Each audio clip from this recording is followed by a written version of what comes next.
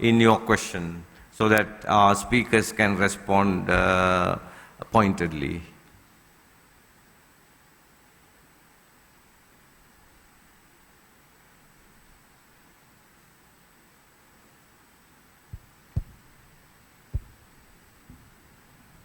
I'm sure there will be questions. Don't be hesitant to ask hard questions. We are dealing with hard power also.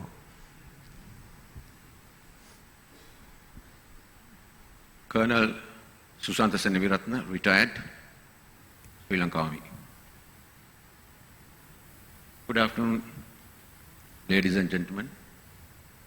First of all, I must thank to those informative and educative lectures elucidating the facts regarding the soft power. But I have a total different perspective as far as this soft power is concerned. Superficially, we can see the soft power to be the most pragmatic, moral approach towards the diplomacy or public diplomacy. But on the other hand, in reality, it's a kind of, I should say, a covert and also seductive a program of the expansionism. Let me give an example. We say that it is a new concept and all that. No. In the history, the expansionism have taken place. The territorial expansionism, if you take the expansion that took place in Mongol Empire under the Genghis Khan, supposed to be a ruthless military leader. He conquered the entire land, gaining territorial gains or expansion, and using, we can say that it's hard power, but at the same time, in the end, what he introduced was the soft power. Economic reforms, religious freedom, cultural freedom, and so on. There, he was reckoned to be an architect of new civilization. But of course, it doesn't mean that there was no civilization. It's an extension of civilization. What he did was, modifying, regulating, giving official identity for the civilization. So why did he do that? Because he wanted to keep that expansion intact. Similarly, what is happening today in the world is that there's a cultural clashes taking place in the world today. The soft power is behind this. Soft power, in other words, it's used culture. It's used so-called democratic values. It's used diplomacy. But what it does is it causes civilization transformation, a kind of cultural invasion by infiltration, changing the culture of the nations and impose a kind of a new culture, expansionism culture. Today what is happening here is, as we say that it's terrorism around the world, we say that it's terrorism, but how does it come? What is the cause? What is the root cause behind this? It is because the clashes between the civilization. It's not a new thing. It's an extension. What we are here today, an extension. So what we are observing, or what is manifesting today, is that cultural clashes. The expansionism of the Western culture that is taking place subtly and shrewd manner, and overtaking the Islamic culture. There is a cultural clash between these two civilizations. So what is happening there is an expansionism. So even in the history, what had happened, as you said that, even Emperor Ashoka, why he chose Buddhism? Because having gained territorial gains or territorial expansionism, what he introduced was the religion, Buddhism, because Buddhism is supposed to be a fresh religion then. So he chose that. All of a sudden, the people say that normally, that he was a saint. He was not a saint. He was a strategist. He was to keep the expansionism intact. He used Buddhism as a best tool to keep his expansion intact. So he spread the religion all of the neighboring states so that he could secure the expansionism, territorial expansionism intact. So what is happening today is there is no, after the Second World War, there is no much of a land expansion that we could see, but cultural expansion is taking place. So what I feel is, to my perception, this is a covert program of expansionism. Thank you. Thank you very much. I think that's more an observation than a question, but if any panelists would like to comment on it. Thank you, Colonel, for your observations and the question really about the value, the usefulness of soft power in an era of cultural imperialism, because I think that is really what you were describing. And of course, we can all be very sympathetic to the fact that the infiltration of modern forms of communication and social media, that there is an addiction, there is a fact that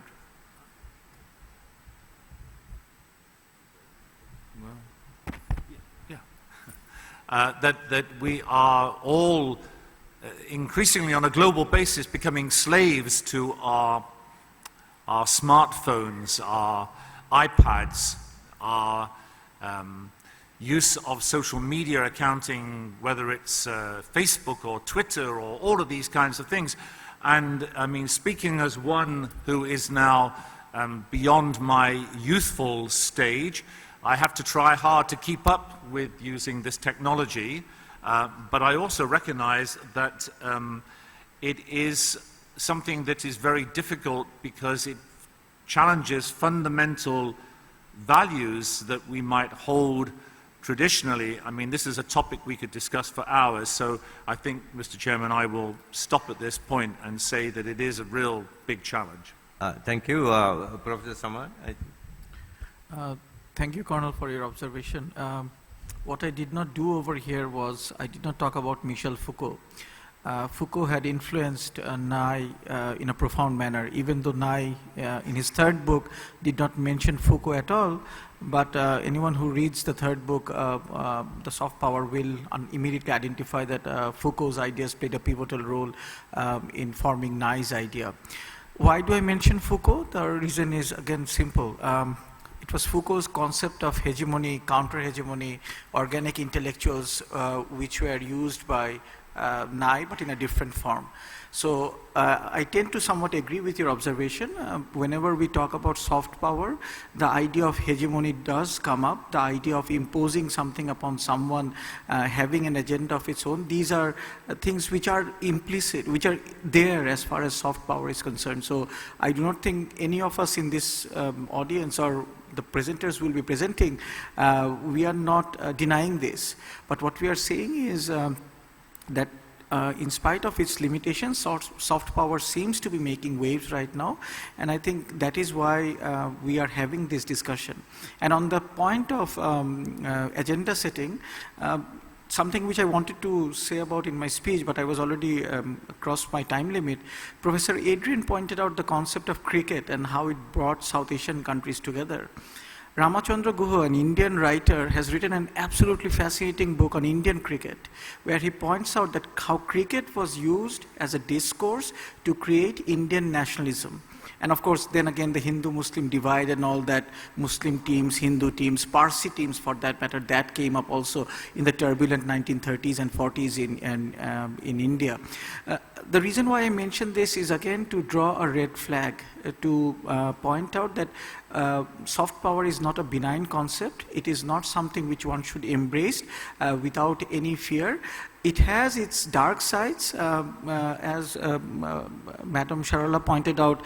Star Wars has the last words, welcome to the dark side, young Skywalker. So it is like that. There are dark sides as far as soft power is concerned, but we need to look at it because it is a concept which is there. It's a concept which is now quite popular in international relations. But then again, the counter discourse on soft power, that also needs to be taken into consideration. And I think your point mentioned that very clearly. So thank you. Sarala Fernando. Thank you. I think we're all reading Huntington's Clash of Civilizations again, because what we are watching happen on in the international arena is something that he's been talking about since a very long time. This is kind of an old theme. You remember the Macworld articles where the world is becoming homogenized because of a love of blue jeans and hamburgers. Are we losing our own individual cultures? But the question is, you talked of a covert expansionism. The question is, by whom? Or is it by so many different forces that we don't know anymore? Bollywood over our indigenous cultural dances and songs and films and theater. Maybe Hollywood over something else. Maybe now the Chinese example is stronger over in certain areas. What I'm saying is it's difficult to pinpoint this as a kind of it's one directional expansion. From where is it coming? The thing is, today you are subject to so many different types of influences, all coming through rapid telecommunications, through the net, through social media. We don't know from where it's all coming and how it's all playing out. What are they straight messages? Are they sort of distorted messages?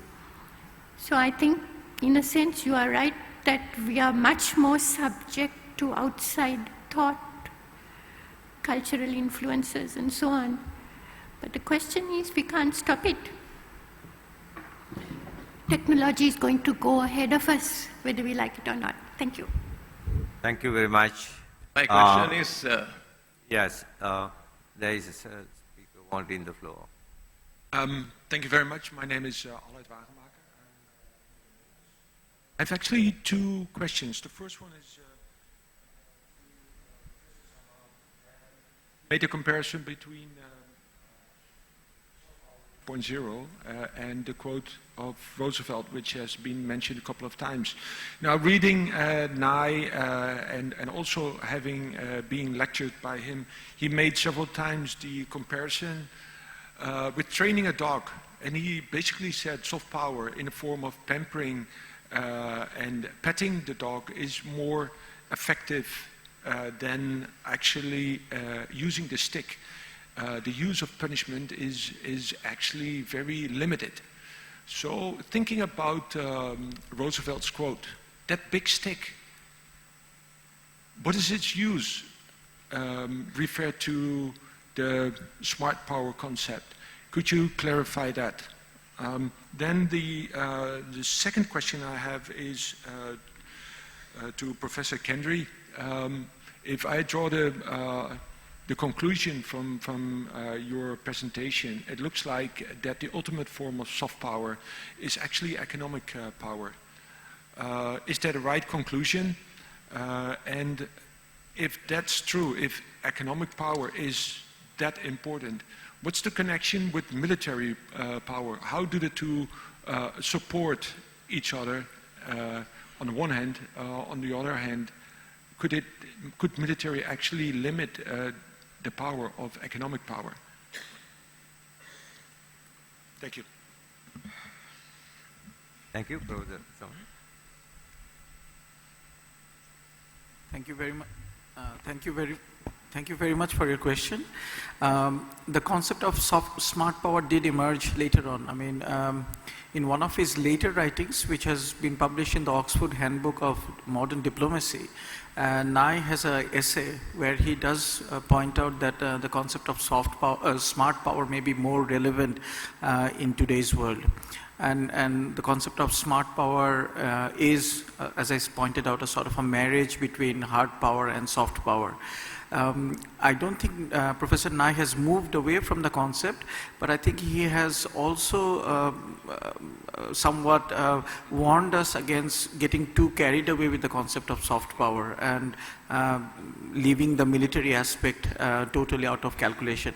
I do not think that is possible in today's world, and the professor has rightfully raised the issue. So at least my understanding of what I have read of Nai is yes, maybe towards the beginning the concept focused more on, in fact I did point out also in my lecture that Nai never really did believe in the idea of using force. It's not there.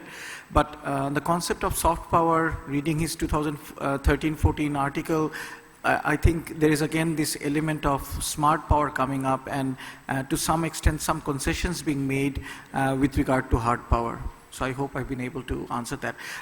With regard to Roosevelt and his idea, I tend to buy that.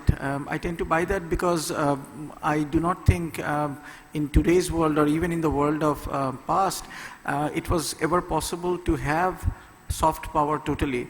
One thing we tend to forget when we talk about Ashoka, the Indian emperor, is that Ashoka did not disband his army even though he embraced Buddhism. And one reason why he did not move further into the east was because it was outside the purview of Aryavarta, that is the land of Aryans. So here you may lose your caste, you may lose your values if you enter this dark land of demons and forest spirits. So again, this is something, it's a sort of a rereading of Ashoka. It's a sort of a going back against the current and saying that Ashoka, I think the Colonel here did point out that there was a strategy which was going on behind this, and we need to take those also into consideration when we talk about soft power. So in other words, my belief on this is that soft power is not something which you can totally remove from the concept of hard power, and there has to be soft power which needs to be backed up at times with hard power. Thank you. Thank you. Excuse me. Excuse me, I am Air Vice Marshal Sosa, retired. My question is, there are... Excuse me, I think Professor... Excuse me, yes, I'm going to answer the question that was put to me by our colleague from the Netherlands. So the question was, is ultimately soft power economic?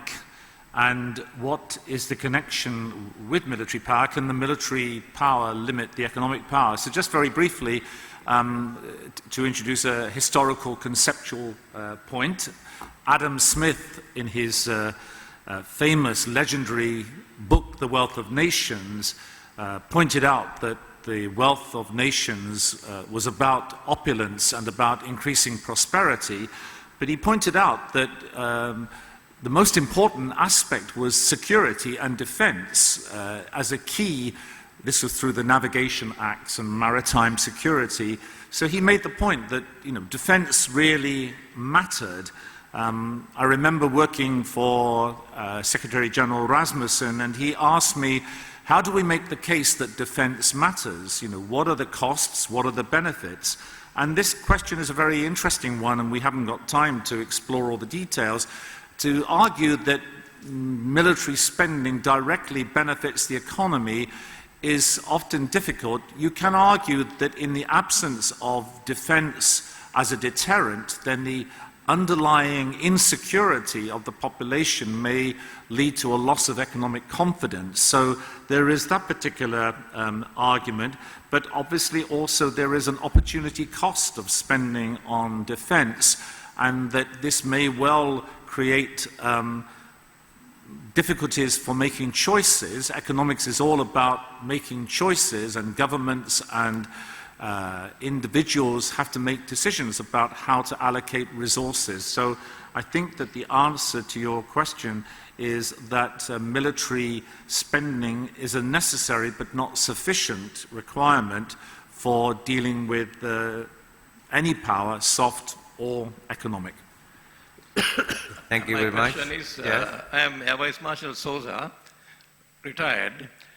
My question is that there are different lists of soft power, but generally speaking, it's almost all the Western countries. I notice on that list there is Switzerland, Denmark, Netherlands, but hardly any mention of, for example, China, Japan, and other countries in the East. So does it mean to say that, say, a country like Switzerland or Finland or Denmark is going to have much more influence on soft power than these other countries that I mentioned? Yes. Sorry for taking the floor again, Chairman. Thank you, Air Vice Marshal retired, for that important observation. It's quite right what you say, that the measurements, the metrics which are used to construct this index do seem to have some particular cultural bias in a number of ways, which have so far restricted the valuation of the soft power that is projected by countries in Asia. China's soft power in this index is rising, but it is at a rather modest level at this time.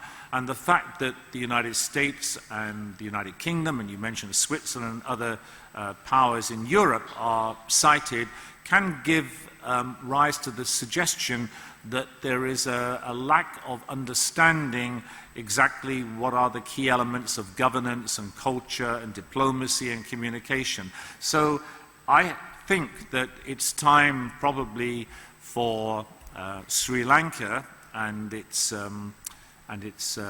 partners in this region of the world to set about thinking about reconstructing this index and introducing elements that make a great deal of importance in the context of a global balance for describing what is soft power. So I agree with your observation. Yeah, thank you. It's indeed a tough call to define such things in the context of normal evolving things, but right now I think the evolution of the geopolitical scene and the global security scenario is so complex. But it's a very, very, very interesting question. We have time for one more question. Excuse me. Over here, please. Yeah, please. Yes, go ahead. I'm over here. Yeah, please go ahead. General Anton Vijendra here. Professor Henry spoke of the tragedy of the mass migration witnessed in Europe. Now, normally when there is civil strife in a country, what one sees is the refugees overflow into the neighboring country. But here we see a migration which seems to be somewhat deliberate into selected countries in the European Union. Now, the outcome of soft power is one of the outcomes is cultural change. Now, when over 1 million migrants move into Europe, there is bound to be cultural change. Now, particularly in the light of the NATO commander's remarks that the Kremlin and the Assad government is attempting to disrupt the infrastructure and unity of Europe, do you feel that there is some connection and of some utilization of soft power by some elements in this whole issue? Thank you. Thank you. You are the victim again, yeah? I'm the victim of soft power. Thank you for a really important question. I'm going to give a brief answer because I would like my colleagues to have a chance to respond. But the idea that migration can be used as a weapon is connected to the theme that indeed there is some coalition of interests between the Alawite government of President Assad in Syria and the interests of President Putin and his administration with regard to the destabilization within the European Union. This is a very complicated subject, and I think we should all be careful about drawing any particular conclusions, particularly as Russia itself is a country that has a very large population, a very large Muslim population, the largest in Europe, and it is not directly affected by migrants, this is true, but there is certainly the possibility that instability in Europe will have bad consequences for Russia as well. So I take the view that the migrant tragedy is a combination of a number of elements. It reflects very much upon the themes that the United Nations would wish to address, and I think at that point I should pass the floor to Ambassador Fernando. Thank you. Actually, it was a very sharp question, I thought, but it reflects also our own experience in Sri Lanka. Those who are poor, who are genuine, getting a way out of fear, would go to the nearest neighboring country or nearest territory. But those who would trek all the way to Europe, who would fund them, who would finance these operations, I mean, these, we know from our own experience that there were these organized rackets in illegal migration, irregular migration. I don't know enough about the European situation to say whether it's happening here, but I would think it is probably happening because you hear some of the reports on television, these families saying how much of money they spent, how much of money they gave to the dealers in between to get them out to safety. It's really very sad and very horrifying. Thank you. I would just like to echo Professor Kendrick's observation that one needs to be very careful about making such connections. There may be possibilities, but I think it will take time and much more detailed study before a strong connection can be drawn between the two. And before that, I personally do not feel that I should give a yes or no answer to that. Thank you. Yeah, I said the last one was the last question. Maybe I will permit one more last question. Please, go ahead. Mr. Chairperson, my name is Romesh De Silva. I'm representing the private sector in this discussion. Now, all your panelists talked about soft power being in vogue at the moment as opposed to hard power. But the problem with both these power projection strategies is, up to now, it has been always done by policymakers in various governments, whether they are democratically elected or not. And it has been sort of subjected to various interest groups. But now with the new social media coming into being, individuals take a great part in scuttling these effects of soft power and military power, as seen by the recent failure of the coup in Turkey using social media and with the start of the Arab Spring. So how do you take into account this new aspect of social media and take mostly unprofessional lay people into consideration when taking decisions as to what sort of soft or military power matrix you are going to use in a given situation? Thank you. Thank you for that good question. Was it someone? And Yes, I think when we discuss the concept of soft power, the issue, I did point out again that one of the reasons why soft power matters is because of its close connection with the internet and of course with television channels. We have also seen cases where regimes trying to protect themselves or their interest ultimately resorted to turning off the internet routers and therefore choking off the dissemination of information. So I tend to agree that yes, in today's world, given the power of the media, given the power of the internet particularly, it does matter a lot, but at the same time it also needs to be balanced with the fact that the country can use its hard power to control the flow of information and thereby, again, I think, go back to the argument which I have been trying to make, that whenever we think of the concept of soft power, I think we need to make a balance between the two rather than say very clearly that X matters and Y does not matter. Thank you. Thank you. Any further thoughts, Sarala? I just have one observation on that, and I was actually in the US when the Arab Spring took place, and I know the euphoria that existed in that the academic circles that I was in. I was thinking, something new had really happened for the better. Democracy, young people had arisen, made change possible. And I remember thinking at the time and saying to people, what about the traditional analysis when you look at the country situation? You look, what are the trade unions doing? What are the political parties doing? What is the press? What is the army? You have to take all of these factors into consideration. So just to focus on mobilization of young people through social media as creating change may not be sustainable.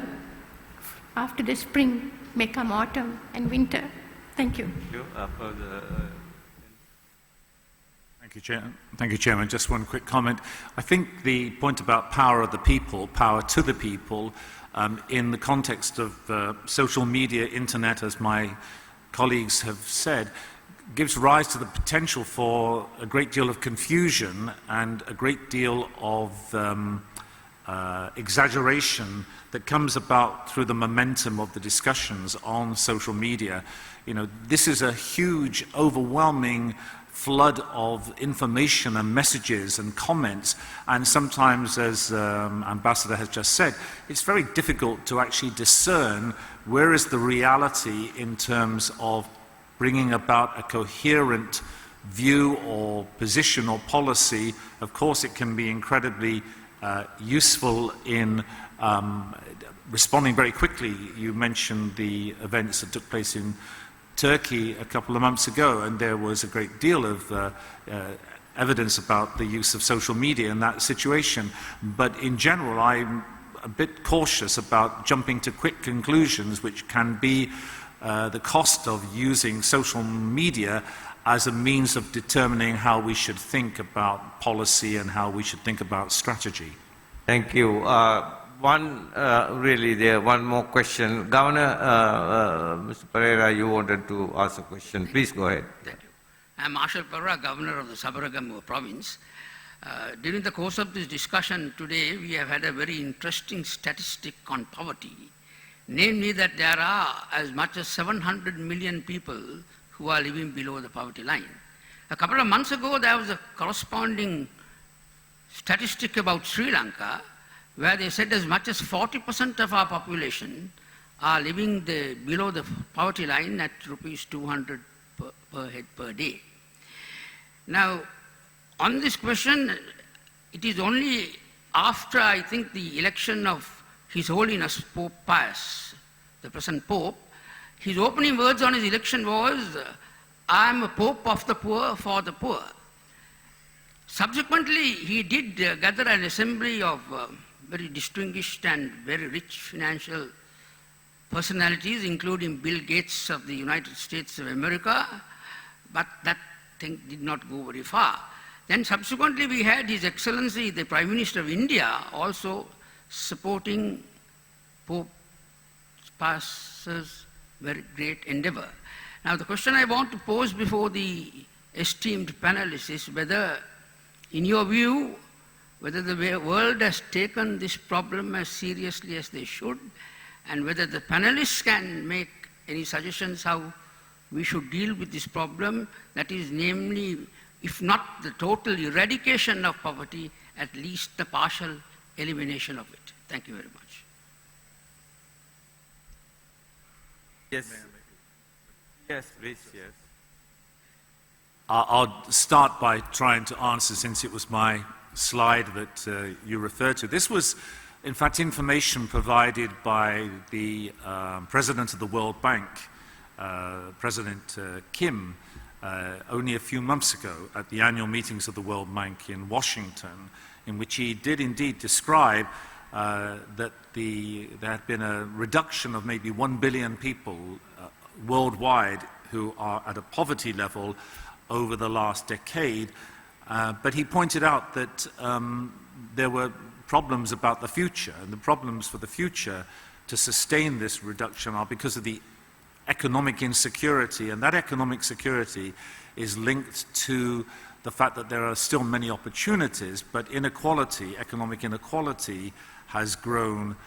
Your question about the influence of important celebrities or attempts to introduce people, wealthy people, into supporting, I think Bill Gates and the Bill Gates Foundation have a very distinguished record in supporting eradication of some diseases and some poverty and charitable strategies.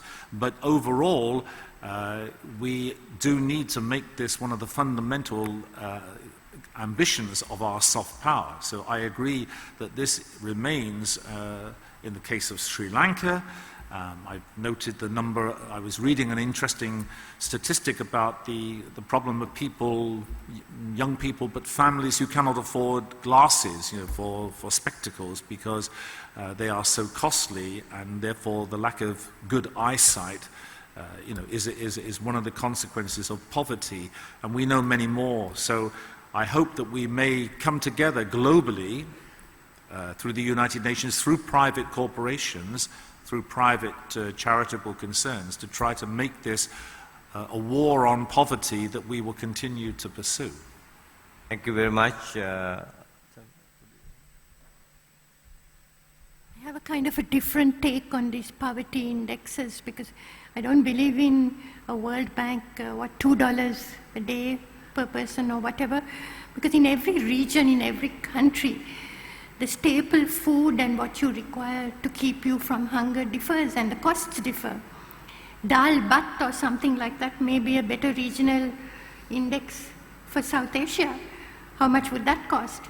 Probably much less than the $2 a day. So I have a different, I think countries and regions perhaps which have similar food patterns should look at setting up different poverty indexes. Thank you. Thank you very much. I think we have had a very enriching, educative, and incisive discussion, and I thank very much our distinguished panelists, and I thank you for asking so many